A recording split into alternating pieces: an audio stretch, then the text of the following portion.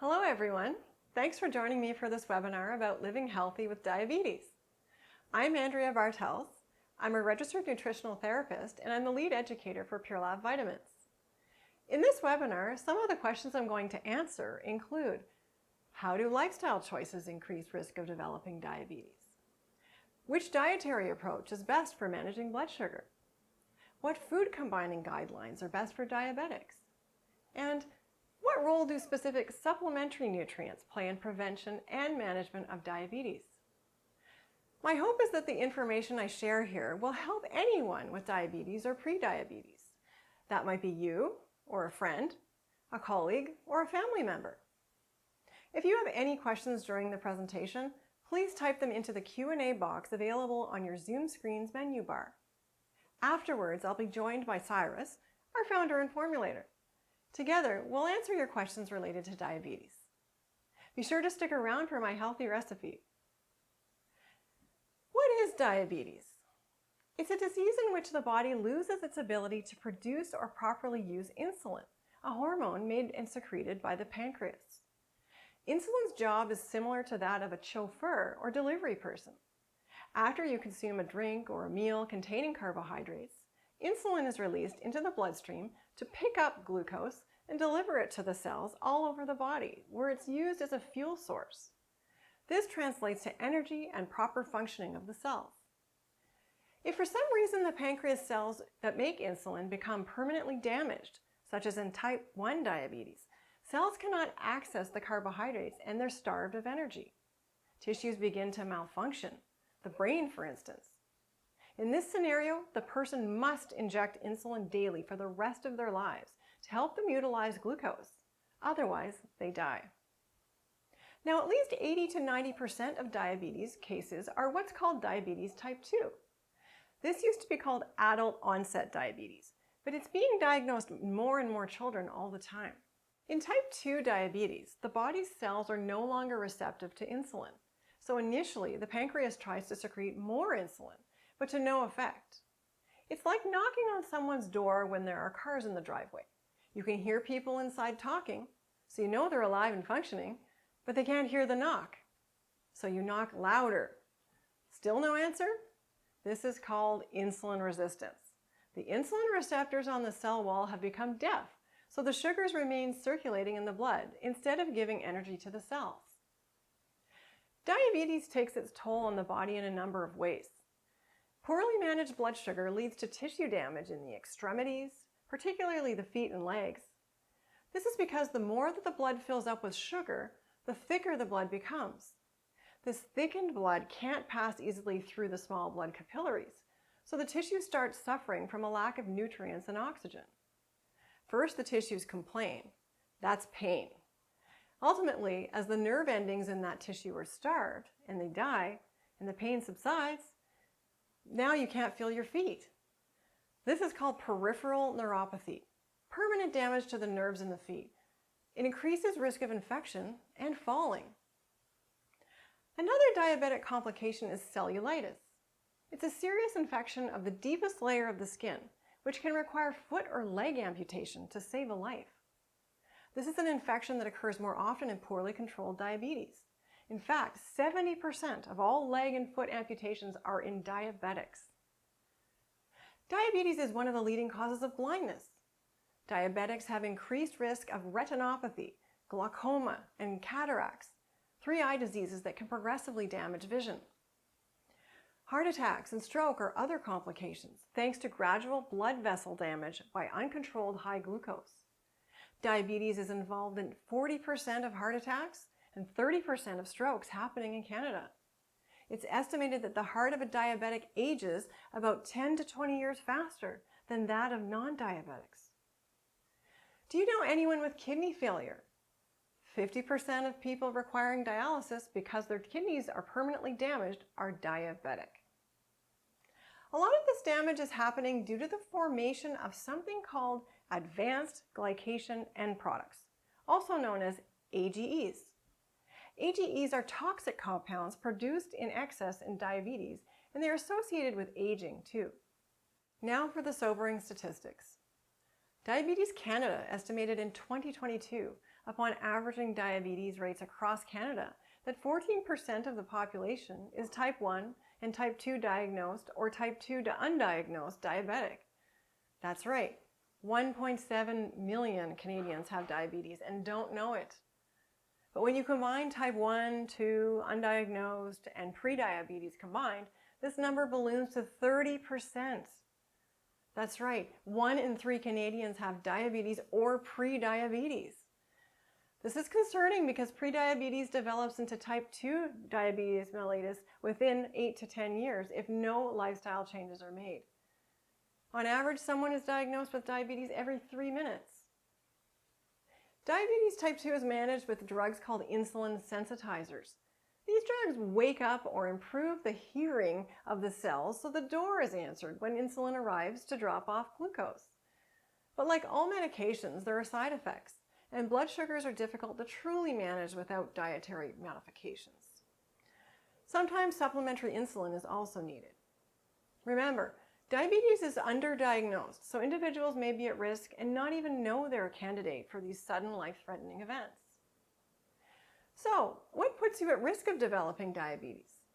Well, the unchangeable risk factors include family history, race, and age. The older we are, the less efficient our metabolism tends to be, hence weight gain and fatigue. Some women develop a condition called gestational diabetes while pregnant. This is a temporary diabetes that goes away after childbirth.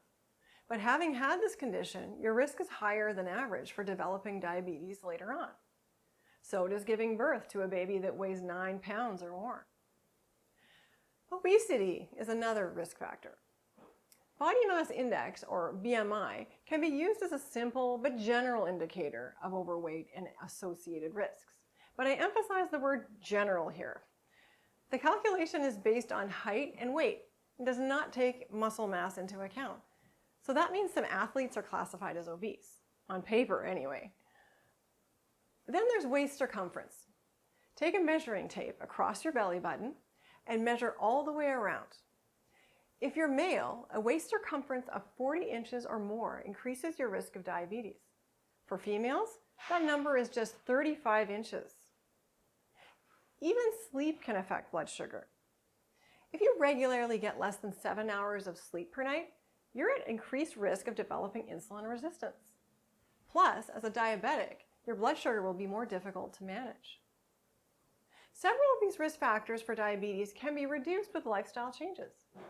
But even if you already have diabetes type 2, you can really benefit from the information I'm going to share next. I just want to preface it with a reminder to keep your primary healthcare practitioner informed of any changes you're making to your diet and lifestyle. The reason is these changes can affect your blood sugar levels, so your medication dosage may need adjustment. Let's start with nutrition. Whether you're diabetic or pre-diabetic, or simply have a family history of the disease, you'll want to know how to eat properly. The type of carbohydrates you consume matters. So does the amount. Concentrated sugars don't just mean white table sugar. They include brown sugar, maple syrup, and honey. Although some of these less processed sugars contain some nutrients, they're still going to affect your insulin levels. Anything sold as a white powder or made from a white powder is ultra-processed. Flour, for instance. Breads, muffins, crackers. Stay away from them as much as possible if you want to see an improvement in your blood sugar.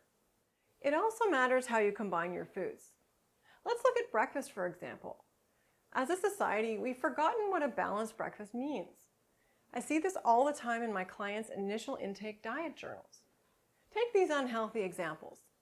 Jam on toast, maple syrup on oatmeal, OJ with buttered toast, or a pot of flavored yogurt. Some people think fruit by itself is the healthiest breakfast. I'd like to challenge this. If you eat a banana by itself, the sugars in the banana are the type that require little to no digestion, so they enter the blood rapidly. This means more insulin is required to deliver the sugar. You're also going to wind up hungry again much faster than if you ate something else with it. But if you start your snack with a few nuts, then eat a banana, you're in effect slowing down the absorption of the banana sugars, which won't demand as much insulin all at once. So my rule is Never eat fruit alone. Better choices would include these combinations of foods: nut butter on toast, nuts in unsweetened oatmeal, eggs and toast with avocado slices, or plain yogurt with fresh berries on top. My food combining rule applies to any carbohydrate, even carrots. I'm not saying don't eat carrots. Instead, eat carrots with a healthy fat or protein-containing food. This can make a big difference to your blood sugar. Here are a few more healthy ways to eat carbohydrates: hummus with zucchini or pepper slices, carrots with guacamole, crackers with almond butter, a smoothie of fruit and plain yogurt, or an apple with some cheese or nuts. What about vegetables? The good news I have for you is most vegetables are water-based, not carbohydrate-based. That means you can combine them with any other food or eat them alone because they are not a significant source of calories. The exceptions to be cautious with are the starchy vegetables and root vegetables, potatoes, carrots, beets, squash, turnip, and parsnip. If they grow directly on the ground or underground, chances are they're higher in carbohydrates. So you don't have to worry about glycemic index and glycemic load as much as you do combining your foods. I can't stress enough how important this is and what a difference it can make for your energy, appetite, weight, and mood. Fiber is another food component that slows down the absorption of sugars from a meal.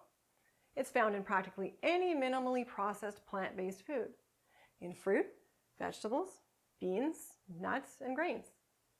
For most people, consuming 4 cups of vegetables per day helps them achieve their fiber goals of 25 to 30 grams daily. Make some of these foods part of your meals daily: hummus, beans or lentils, a handful of nuts, and brown rice or quinoa. Doing this, you'll be well on your way to your fiber goals for the day. You can even supplement with flaxseed or flaxseed meal, chia seed, which makes a nice pudding, or psyllium fiber if needed. Antioxidants are another food component that must be emphasized both in prevention and management of diabetes. Antioxidants protect tissues from the damaging effects of chemicals and excess sugar. Where do we find them in our food supply? Generally, they're found in the naturally brightly colored foods. The darker, the better. Blackberries, blueberries, cacao, that's raw cocoa, cinnamon, pomegranate. Be sure to eat the fiber-rich seeds too. Look also for yellows, oranges, greens, and reds. Think peppers, tomatoes, spinach, kale, even turmeric. Remember, don't eat these by themselves. Always eat them with protein like eggs, fish, or nuts, and healthy fats like olive oil, flaxseed oil, or avocado. Reduce your caffeine intake. Caffeine stimulates adrenaline and cortisol, 2 stress hormones that spike blood sugar and insulin levels. Although not everyone will see their blood sugars affected significantly by coffee or cola drinks, if you're having difficulty keeping your blood sugar levels down, then this is something to look at also. In summary, as a diabetic, your health will benefit from a diet that stabilizes blood sugar. That means a diet low in refined sugars, one that includes protein and fats with every carb-containing meal or snack. It should be high in fiber, fruits and vegetables, and low in caffeine. This approach can also be a good one to follow if you're looking to reduce your risk of developing diabetes in the first place. As I mentioned earlier, when you have diabetes, you have a heightened risk of degenerative diseases and infections. You're no longer an ordinary person. Instead, you have special nutritional needs. That's why making sure you have enough of all the essential nutrients is important. I'm going to focus now on supplementary doses of nutrients that have been shown to be beneficial for diabetics and explain why. When you have diabetes, the body has to find a way to eliminate sugars in the blood. That's why you urinate more often. It's also where the name diabetes mellitus was coined. It translates to sweet urine. Since B vitamins are water soluble, they can't be stored by the body and are eliminated in the urine. So all this excessive urination is not just dehydrating, but vitamin and mineral depleting. In particular, blood levels of vitamins B1 and B6 have been found to be low in type 2 diabetics. Vitamin B6 status needs to be maintained because B6 has the ability to counteract the formation of AGEs, the advanced glycation end products. These are toxic compounds, remember, made more easily in diabetes and associated with aging. B12 in particular is important for nervous system functioning. Without it, there can be permanent and irreversible nerve damage because B12 is important for the myelin sheath that surrounds the nerves, insulating them. In fact, the entire B vitamin complex of 9 essential nutrients is important for glucose metabolism, which translates to energy. That's because B vitamins are vital to proper insulin function and reception, as well as glucose usage by the cells. Pure Lab's slow-release bioactive B complex contains research-supported ratios of biologically active B vitamins, with the sustained benefits of a slow-release formulation.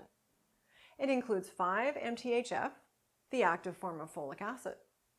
That's one of the nutrients that are depleted by the diabetes medication biguanide, also known as metformin. Activated B vitamins act like a charged battery, ready to perform metabolic work.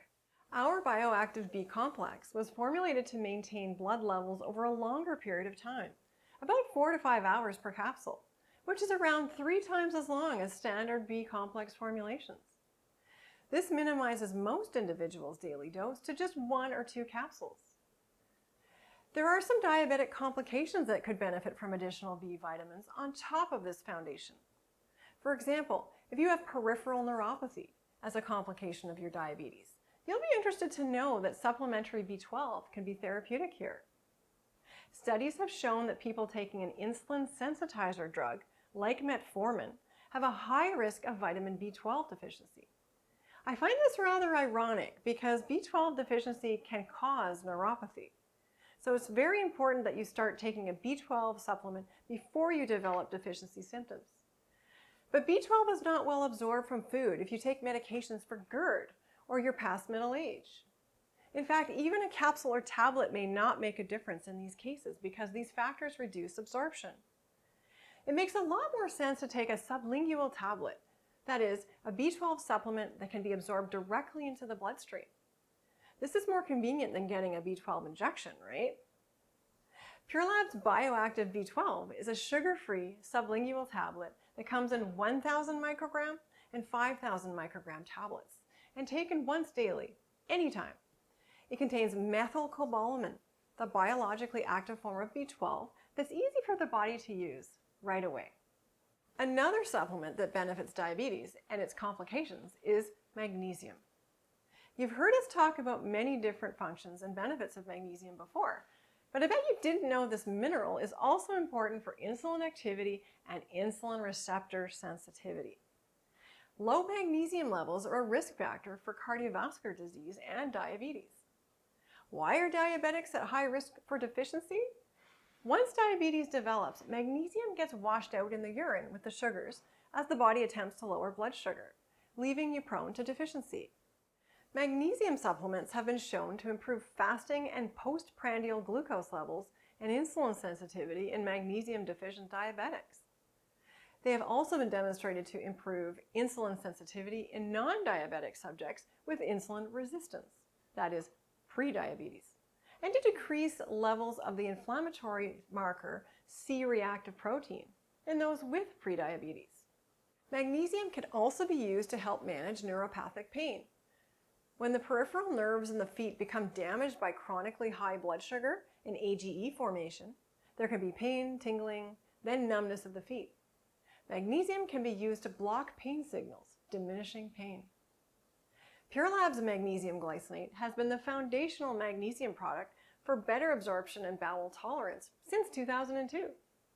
Our formula contains less magnesium oxide than other brands, resulting in a more bowel-friendly product. Each capsule contains a total of 165 milligrams of magnesium.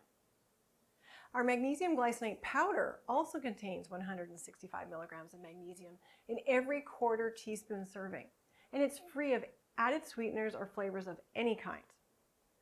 For those looking for something more exciting to drink, we also have a new naturally flavored, naturally colored, and naturally sweetened magnesium product. That's Pure Lab's magnesium glycinate raspberry lemon powder mix. Each serving provides 200 milligrams of magnesium. It dissolves beautifully, so no hot water is required. Each serving contains just 1.3 grams of organic cane sugar. Compare that to the 20 grams of sugar in your average cup of store-bought orange juice. Pure Lab also has a unique synergistic trio of research-supported nutrients for cardiovascular health. That's our product magnesium plus taurine and CoQ10.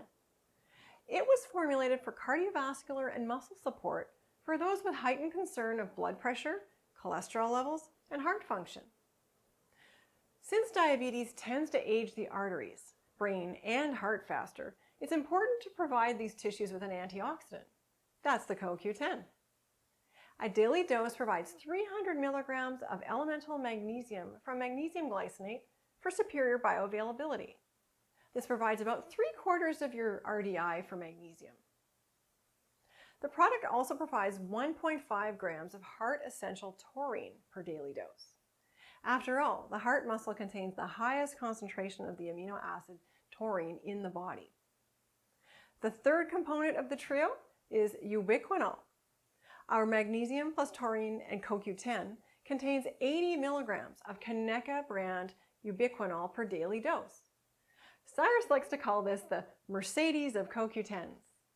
It's the activated form of the only all-natural, yeast-fermented, and bioidentical coenzyme Q10 available. Ubiquinol fulfills a dual role in the cardiovascular system. It acts as an antioxidant and supports cellular energy production. So what's the daily dose of our magnesium plus taurine and CoQ10? To get therapeutic dosages, you'll need to take 2 capsules twice daily. The other important mineral for type 2 diabetics is zinc.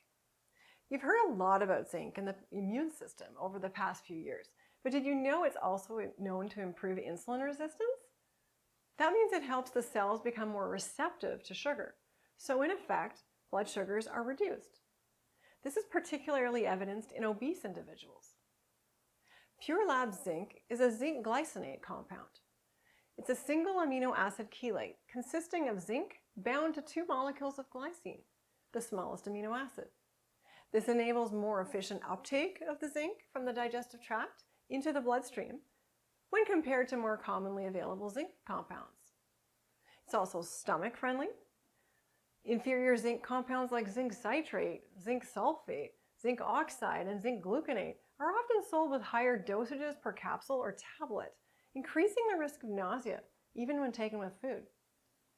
With 23 milligrams of elemental zinc per capsule, a single dose of Pure Lab's zinc glycinate taken with a meal is well absorbed and well tolerated. At 23 milligrams of elemental zinc, usually 1 capsule daily is enough for most age groups. Depending on your fruit and vegetable intake, you may also benefit from taking additional vitamin C. This is an antioxidant nutrient that's been shown to be protective against cataract formation. Vitamin C is also key for collagen production, keeping blood vessels strong and resistant to damage. This is important because good circulation is needed to supply blood to the peripheral tissues. I wanted to point out that when you start adding these nutritional supplements to your daily regime as a diabetic, it's important to keep a close eye on your blood sugars. Since these supplements can have a positive effect on your insulin function, you may require an adjustment in the dosage of your insulin or insulin sensitizer medication. Please speak to your doctor about this. Start with the lowest doses of supplements and monitor changes carefully.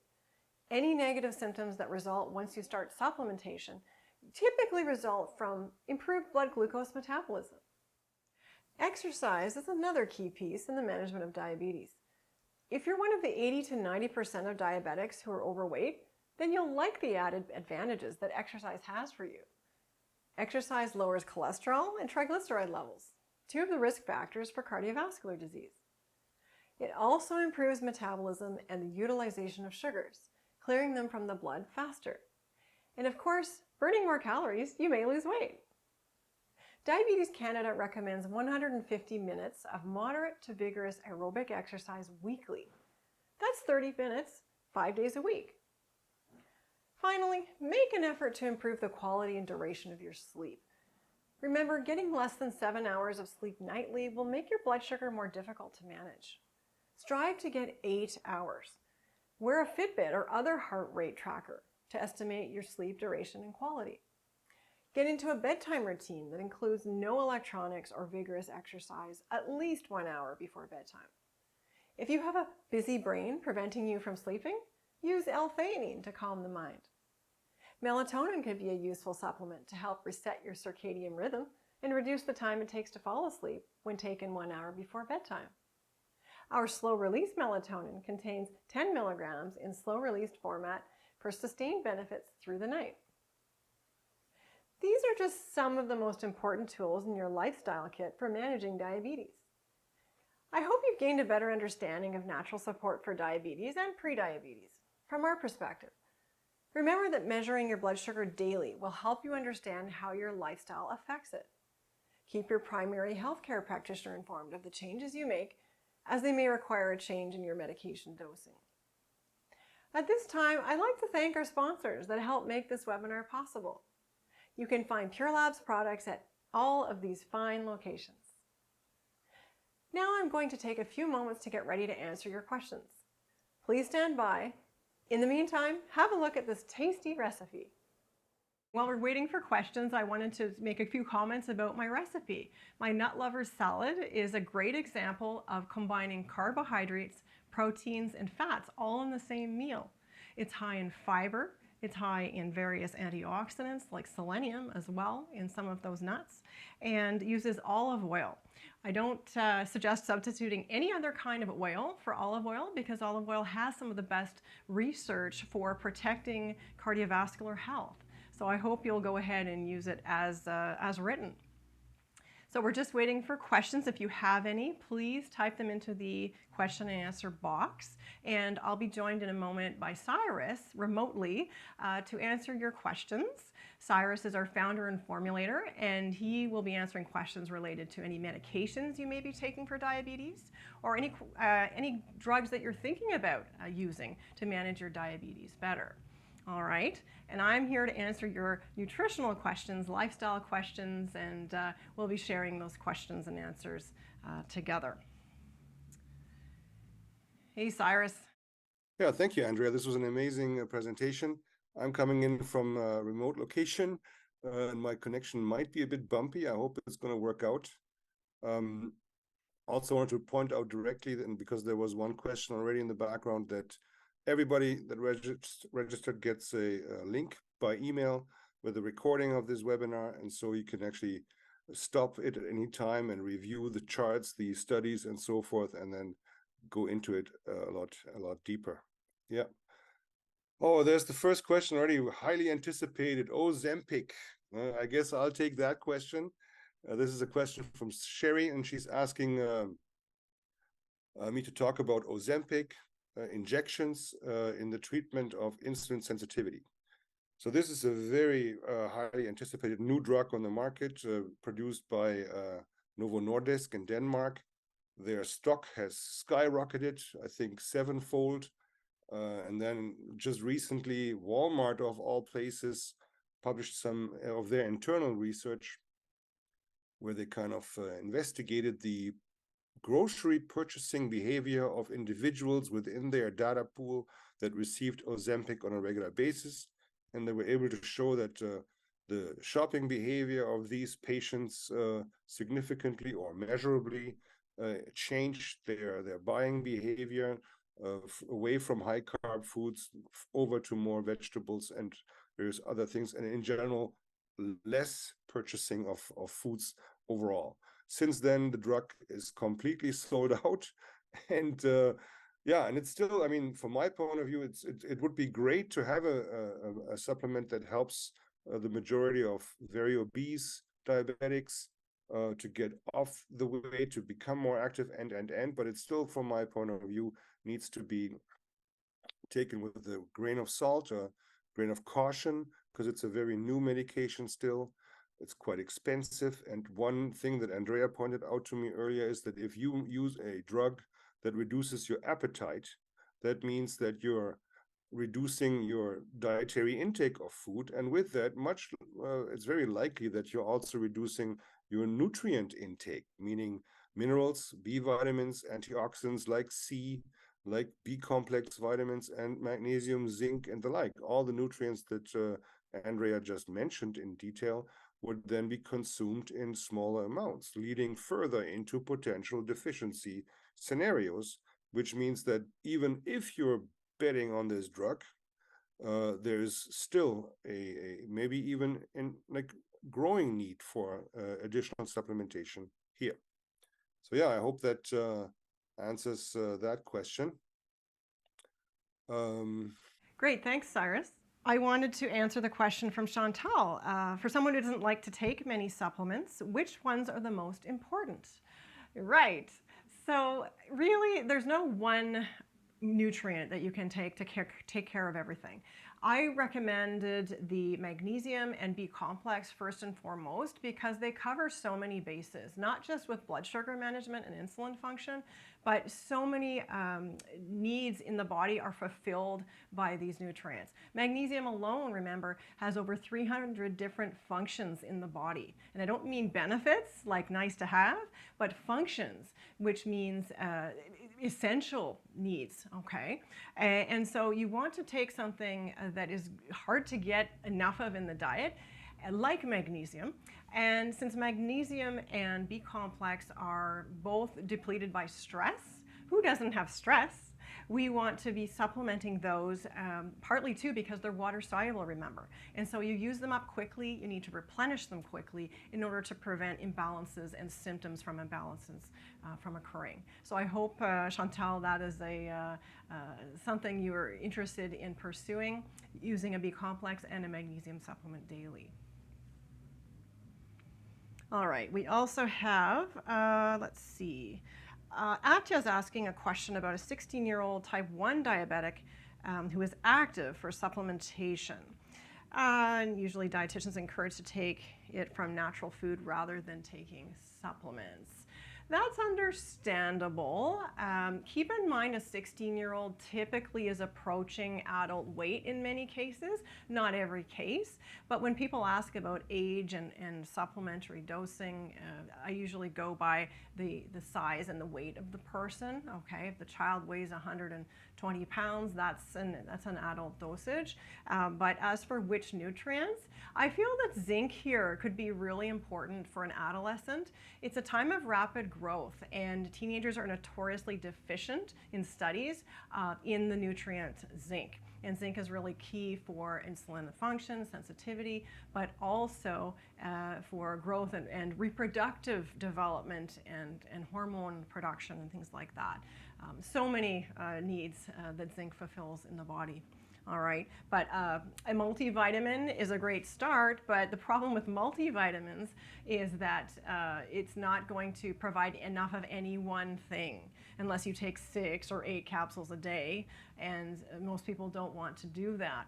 And so I feel there's a place for individual supplementation, but again, I like to stress that an individual needs to be monitored by their healthcare practitioner. If they are type 1 diabetic, that's a little bit more sensitive to changes in blood sugar. It'll affect the insulin levels. Perhaps Cyrus can add a little more to that based on his experience working in the dispensary, the pharmacy. I tried to, but I actually got kicked out. I didn't get the answer, and I at this point can't even review the questions anymore. So if you can give me a quick update what you were discussing, I can chip in. Sure, I can update you, Cyrus. It's a question from Atya, recommendations for a 16-year-old type 1 diabetic who is active, what supplements they should take. So I mentioned that it's important to supplement zinc for adolescents because it's a rapid time of growth, and that a multivitamin probably wouldn't provide enough of the other nutrients I talked about, so supplementation would be good. Do you have anything to add to that based on your pharmacy experience? Well, a 16-year-old is a grown individual and definitely needs to be taken as such. So a full B complex would help prevent long-term effects of type 1 diabetes. Magnesium is an absolute must because the magnesium would also activate injected insulin, not just the one that our pancreatic island cells produce. It also keeps insulin receptors more sensitive. So magnesium glycinate on a regular daily basis is certainly a strong recommendation. And then I would further kind of include antioxidants as much as possible from dietary sources or supplemental source. Vitamin C, slow release twice a day. I would like highly recommend here as well. Great, thank you for that input. Let's see, we've also got John. What is better to increase insulin sensitivity, chromium picolinate or chromium glucose tolerance factor? Well, a lot of the studies were done, and quite a long time ago, back in the 90s, I believe, on chromium picolinate. The chromium glucose tolerance factor is something more widely available. I'm not fussy over one or the other. I think some studies suggested that picolinate was potentially more toxic at higher doses. But the chromium GTF would be a good place to start if you were looking at using a chromium supplement to further support the insulin sensitivity in type 2 diabetes. All right. Okay, and let's see. Just checking off which ones we've already answered here. All right. And all right, some of these are comments. Great. Thank you very much, Nicole, for your compliments. Let's see.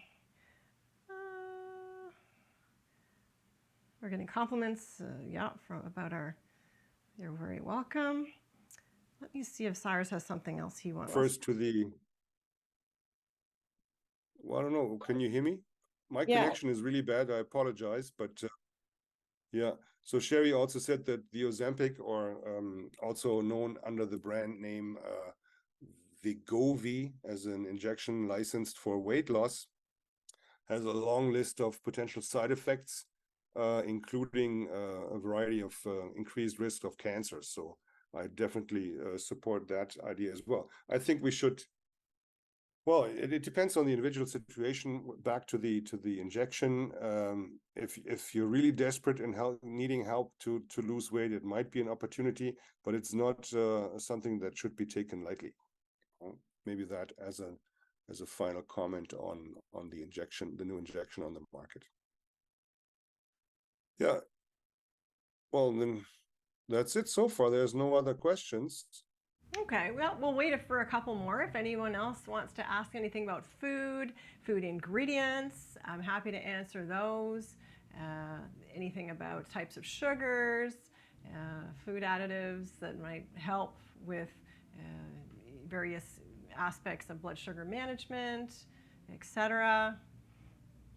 We will watch for your questions here. Don't be shy.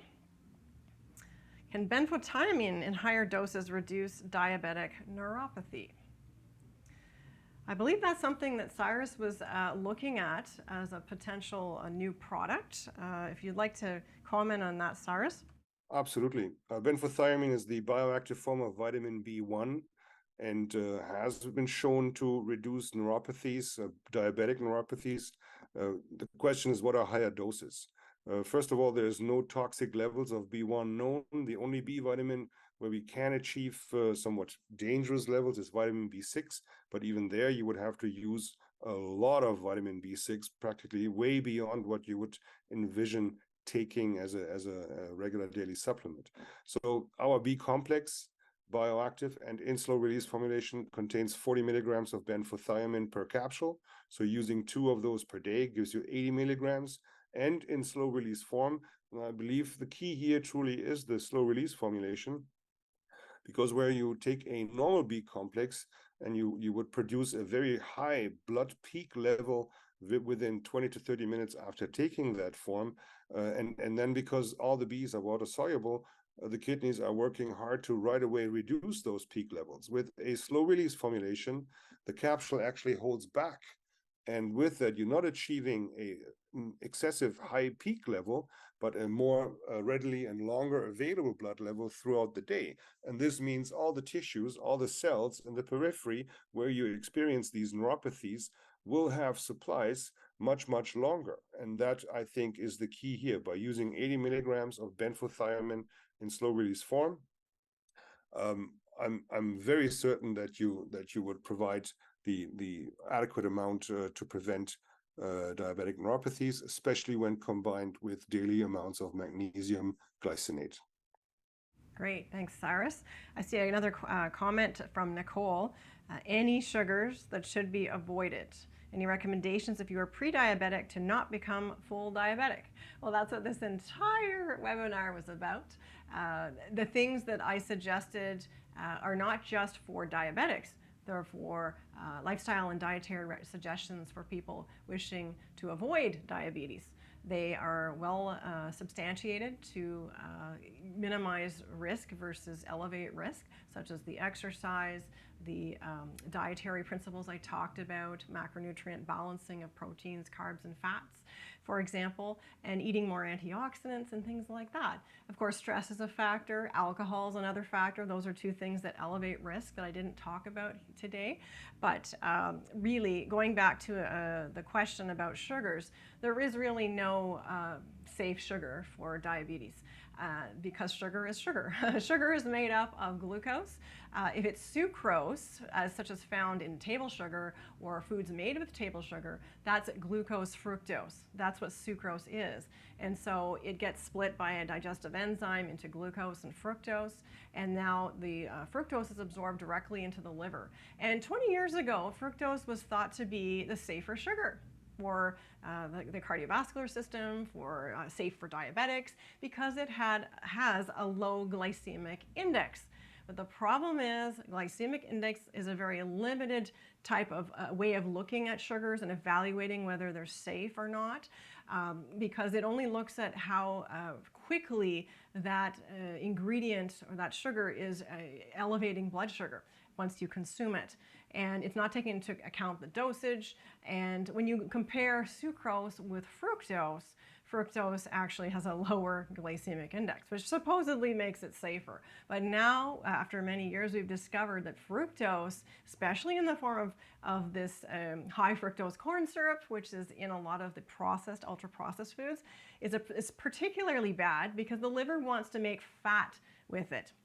That's one of the problems with the fructose versus the glucose. But really, any added sugar is a concentrated sugar. In nature, this does not exist. We have to remember that. When we eat whole foods, they contain small amounts of sugars. Fruit has more sugar, but keep in mind all the ingredients like fiber that may exist along with that sugar, making it be absorbed more slowly. So that's why, again, glycemic index is a limited tool. Even glycemic load, you can look at charts all day long and see, oh, where does it place on the chart? Is it a GI under 50? Great, maybe, but it still might be a processed food that doesn't contribute many nutrients. Maybe it's a glycemic load under 10. Well, that's what we're told we should be looking for. But unfortunately, again, it can get people really tied up in the numbers, the quantitative, and take the fun out of eating. So that's why I teach my combination method, which is never eat carbohydrates alone. All right, so even something that does contain sugar is going to be absorbed more slowly and affect insulin less when we consume it with protein or fat. Yeah. All right, let's see what else here. Here's another one for you. Oh, where'd it go? I've got a few more coming in. Any comments, Cyrus, about alpha lipoic acid, ALA, for neuropathy? Yeah, I believe that any fatty acid that is beneficial in keeping nerve endings or nerves in general more healthy will benefit. Alpha-linoleic acid is an fatty acid from flax oil. It is known to be very helpful in maintaining nerve health, maintaining healthy blood cells as well, maintaining better capillary circulation because of that. But I would always add omega-3, like fish oils, into this mix as well, since they are also quite important building stones for healthy cell membranes. They keep blood cells more fluid, more flexible, which means they can squeeze through tight spots a lot easier. So yeah, combining a healthy dose of fresh flax oil that always needs to be kept in the fridge Even the soft gel capsules should be refrigerated because it's very sensitive towards oxidation. Together with, like I would normally recommend a tablespoon of flax oil daily. Buy small bottles so that you have to, that you consume fresh stock quicker. I would never buy a large 1 liter bottle and let it sit in the fridge for 6 months or longer. It's really, even though it's more expensive, better to buy smaller quantities and buy more frequent and get the sealed product and then keep it in the fridge. With omega-3 fatty acids, we recommend the boost dose of 3 grams of active EPA DHA per day. There's very conflicting research in this realm, whether to use EPA over DHA, and I believe today we really, it is more important to receive a full 3 grams of active DHA EPA together per day. So I would always look for a more balanced product that contains somewhat equal amounts of EPA and DHA, and then aim for a daily intake of 3 grams of those. This will have huge impact on your cardiovascular health, on your red blood cell or blood cell health in general, but also the brain, which is a very fatty organ, as well as all the nerves in the periphery. They will benefit from such a supplement greatly. And I apologize that I'm not visible because my connection is not very well or not very good. And so I switched off the camera so that at least my words come through clearly. So I hope that's understood. You sound good, Cyrus. Thanks for that. I was just thinking that ALA also stands for potentially alpha lipoic acid, which is an antioxidant and both works in fatty and water environments in the body, and that has been used to improve insulin sensitivity. So to wake up that sleeping doorman at the door of each cell when insulin comes knocking and says, "I have sugar, please let sugar in." Alpha lipoic acid can keep that doorman a little more alert so that he can accept the sugar into the cell. Okay, so yes, that's another supplement that's frequently advised in supporting diabetics. Also, being an antioxidant, it's protecting the cellular membranes, the fatty cell membranes, which every cell is lined with a little thin coating of fat, and protecting it from damage and potentially in the fight against the development of these AGEs, these advanced glycation end products that I talked about, that makes everything sticky and not healthy for the cardiovascular system in particular. All right. Let's see. Okay. Cyrus, there's a question from Jonathan. I have type 2 plus leukemia. I have a large sweet tooth. How do I control this? I take metformin, but do not have the prick test. Any comments on that? Well, I think, Jonathan, this is a complex picture here that I would much rather discuss directly with you. Please email me at cyrus@purelabvitamins.com, and we can get this improved, and can also get Andrea's input on dietary controls there. But I think this is a bit too complex to discuss here. I wanted to answer John's question on the A1C blood sugar levels. He's asking what A1C levels are considered diabetic, 3 question marks. And that's a interesting or good question. First of all, the A1C level in itself is a kind of a newish blood marker. It gives you a 90-day average of your vitamins, of your blood sugar levels, and it's a very good marker. Anything below the level of 5.7% is considered normal. Anything from 5.7 to 6.4 indicates pre-diabetic condition, and then above a level of 6.5, you're practically diabetic.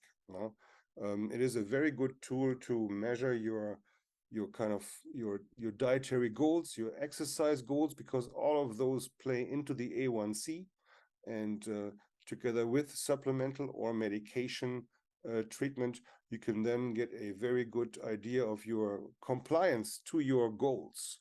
And that is, I think, very important within any kind of diabetic situation, whether it's pre-diabetic or full-blown existing diabetic. Okay, that's done. John's asking, what is more important to monitor, A1C or sugar levels after eating a meal or upon waking in the morning? Well, I'm not certain you can measure whether you're measuring A1C when you're with these blood glucose monitors. Those are glucose monitors, not A1C monitors to my knowledge, but perhaps Cyrus can share about that. But first, when is it more important to monitor? I think more than once a day. If you're a new diabetic, you want to establish a pattern. You want to look for patterns, right, to see how what you ate and when you ate it is affecting your blood sugars. It can take months of data to really sort through, hey, this is what this food does to me. This is what that meal did for me. And then there's so many other variables too. Again, stress can elevate blood sugar. So, but I do recommend all my clients keeping, whether they're diabetic or not, to keep a diet journal for this reason, so they can relate any test results with the way they feel, and of course what they ate. Very important. Cyrus, did you want to add to that? Sure. From my point of view, any kind of blood sugar testing that you can do at home from a prick test gives you a short-term picture, whereas the A1C gives you a long-term picture, a more averaged out understanding of how you're doing from a dietary and lifestyle point of view. I think the blood sugar test with the prick test is extremely valuable in understanding how certain foods affect you in the short run, like right after a meal, how you feel, like how you've done overnight when you first wake up, and this you need to do to kind of learn how foods and how you react to the certain kinds of foods, and draw the consequences from that. And then the A1C test that is normally done for the doctor's office on a 3, 6, 9 months basis is kind of further giving you a long-term reading on how you do overall. I think both are very important. I hope that answers that. Okay, I know we're getting some comments about feedback, echoing. We're sorry. This is the first time we've done where two of us haven't been here at the same time in the studio. We apologize for that. Hopefully you still are getting enough out of the Q&A. Sherry's asking me, do I recommend monk fruit as a substitute for sugar in diabetic patients, as monk fruit comes from sugar, alcohol, as a mix, any side effects? Right, so monk fruit is a naturally sweet tasting substance. It's a natural substance, the monk fruit. The thing is, you can't get pure monk fruit extract in Canada. It's not allowed to be sold as a pure extract for some reason. It's also very expensive, and so it's mixed with erythritol, and erythritol being an alcohol sugar or sugar alcohol.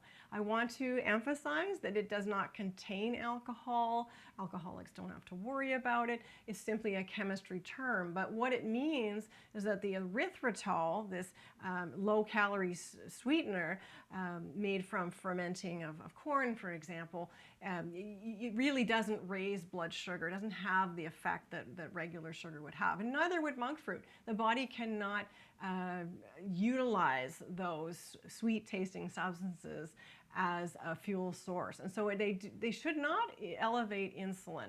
There's some controversy over this, people saying, oh yes, sugar alcohols can still elevate insulin, but I think it depends which one. Erythritol is the latest, greatest, also marketed as the brand name Swerve, and there's also xylitol, which has been around for a lot longer. Xylitol is another alcohol sugar that is safe for diabetics. There's mannitol and maltitol.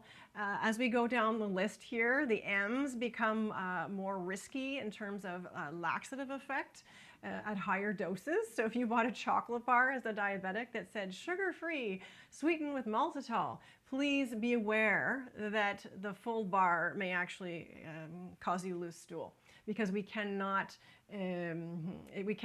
utilize these sugars. They go in the bowel pretty much unchanged, I understand, and can feed gut flora, and the consequences depend on what gut flora you have in your microbiome. So the bacteria and so on living down there can determine the outcome. But overall, I wanted to mention, do I recommend them? Alcohol sugars, monk fruit, I like stevia too, because stevia is a plant, and taken in its pure form, it's green. It doesn't have much processing. Unfortunately, it's hard to get the pure green powder of stevia. It's usually bleached and mixed again with a maltodextrin, which is a starch. But I wanted to mention that all of these options, while they are safe for diabetics, they are not nutrient dense. In fact, they probably have no nutritional value. So are you much further ahead here? Like, we can't depend on them for any source of nutrition. And you might say, well, wait a minute, sugar is not supposed to be nutritious, it's supposed to be just tasty. Well, what about molasses? It's rich in minerals like calcium and iron, for example. What about honey? There are some benefits to unpasteurized honey. Now, I'm not saying these are good for diabetics. I'm actually suggesting you don't use those things if you're diabetic or pre-diabetic. Instead, use the stevia, the monk fruit, or the alcohol sugars, with the understanding that they are not contributing any micronutrients back, and they will give you another reason to use nutritional supplementation such as that which I've described today. All right. So that takes care of that. And what about low blood sugar? Hard to say. Anonymous attendee is asking, what about low blood sugar? What can be done? Well, the same principle, the macronutrient balancing of protein, carbs, and fat with every meal and every snack, such as by using the nuts with the fruit, never eating fruit alone. These are just simple vegan, everyone outside of nut allergies can use these examples that I've given. That is going to work really well to support hypoglycemic vulnerable people, right?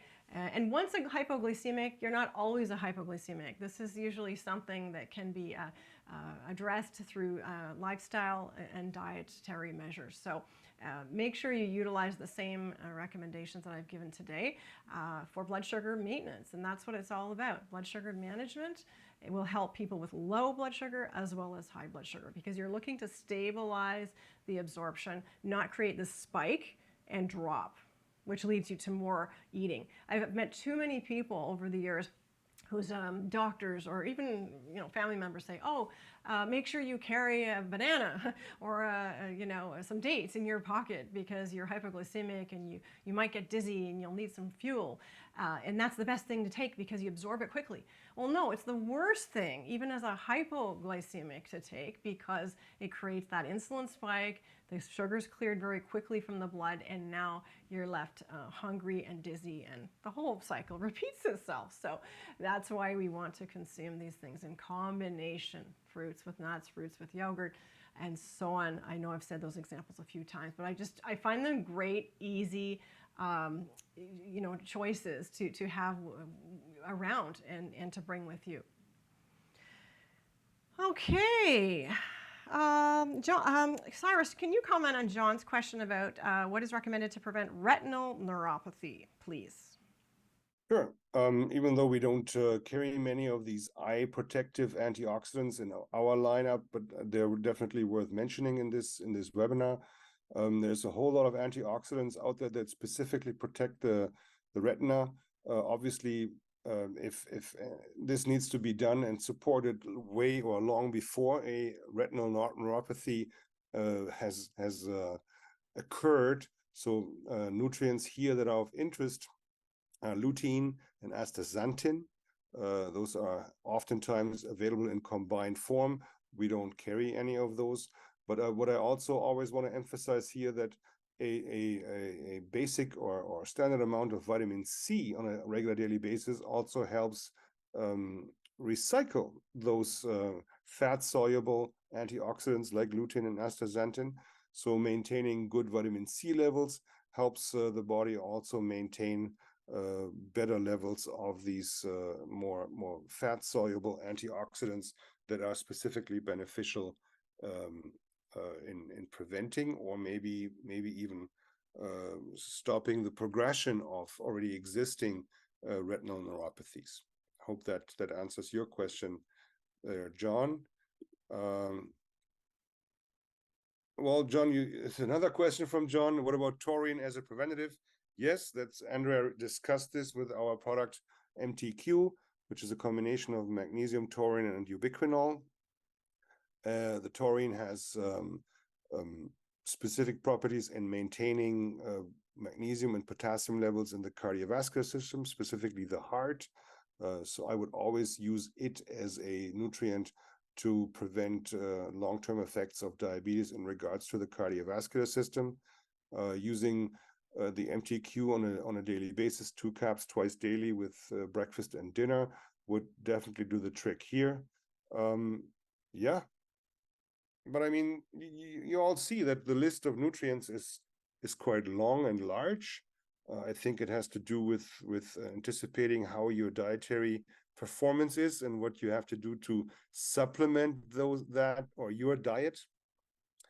From my point of view, whether you are a overall healthy type 2 diabetic, whether you are a overall healthy type 1 diabetic, or whether you are an average Canadian, it makes sense from my point of view to supplement B vitamins. In general, magnesium is always a good idea. Vitamin C. As humans, we belong to the very small group of only 5 mammals on this planet that are unable to make their own vitamin C.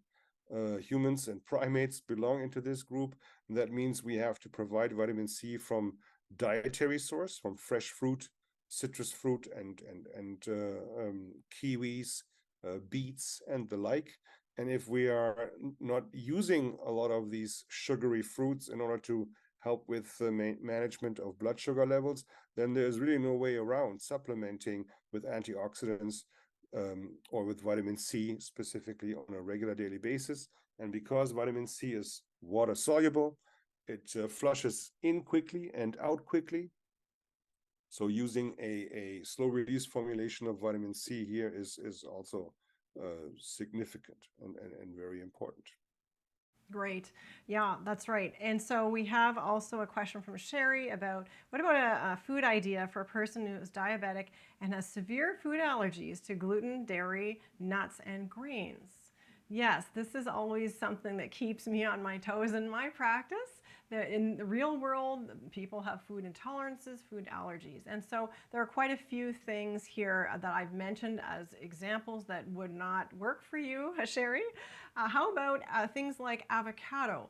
How about things like, what else? We have coconut. And then seeds. If you can get a source of seeds like pumpkin seeds, sunflower seeds, for example, that is guaranteed nut-free, I believe those exist, then you can use those as alternates instead of nuts because they'll have a lot of the same nutrients that the nuts have. So those are a couple ideas. And then remembering, there are proteins I haven't talked about, like meats and eggs that some people have no choice but to go to those. But there are beans as well, and lentils. Those were not on your list. They're interesting because as vegetarian proteins, beans and lentils are a source of carbohydrate and protein. And very little fat typically, but a lot of fiber. And so you can fulfill 2 of your macronutrient groups out of the 3. The only thing missing there is the fat. So a lot of the Mexican foods combine those and then throw some avocado or guacamole. And you can be really creative in the kitchen to come up with some tasty bite-sized snacks or meals. All right. So for people, avocado being high in histamine, about that, depending on the ripeness, remember, the more ripe an avocado is, the more vasoactive or let's say, substances that it will contain as it ages that can affect things like circulation, inflammation, and stuff like that. So when I talked about migraines in the webinar in June, I talked about how overripe avocados could be a problem. But if you have trouble with histamine, i.e. you have allergies, you get redness, heat, swelling, pain, itching, watery eyes, sneezing, all of this is thanks to histamine release from the mast cells of the immune system, then if you're especially sensitive to that, it's true you could benefit from a diet that contains less naturally occurring histamine or histamine precursors. So there's a whole histamine diet list out there, but it typically excludes tomatoes, avocados, sardines, and anything fermented like yeast-containing foods. Apple cider vinegar is a no-no as well. So it's true, it makes your diet a little narrower, but there's still a lot you can do with it. And that would be something that when I sit down with my clients, I can prepare, sample, a daily menu of a low histamine day, for example, that is also going to support healthy blood sugar and be free of your common, your serious allergies or allergens. Cyrus, did you have anything else to say? Oh, it's all good. It was very good, even though despite the technical problems, John wanted to emphasize that he's the John from Well in St. Catharines. He's one of our best. He asks always many and the best questions. Hi, John. Yeah, Nicole just says that she forgot to watch the migraine webinar. It's up on the website. Just click on the webinar tab, and all our past webinars are listed there. This webinar link gets sent out as soon as it's ready in the next 2-3 days. You get an email with the link to the recording, and it's going to go up on our website at the same time as well. So yeah, I think we're coming to a natural end here. Thank you all for your time and patience with this webinar. It was very, very well done from you, Andrea. Thank you very much. I think it's valuable for most of you to maybe review the recording so that you can kind of dig into deeper information already provided there. And hope we'll see you next time. Thanks for joining me, Cyrus, and thanks everyone for your great questions. We hope you got a lot out of our webinar. And I wanted to remind you that besides the replay, we have that nut lovers recipe, nut lovers salad recipe on the website if you want to download that and make that for those who can eat nuts. Otherwise, if you have any other questions, you're always free to contact me, Andrea at purelabvitamins.com. So thanks again for joining us, and take care. Thank you. Bye-bye.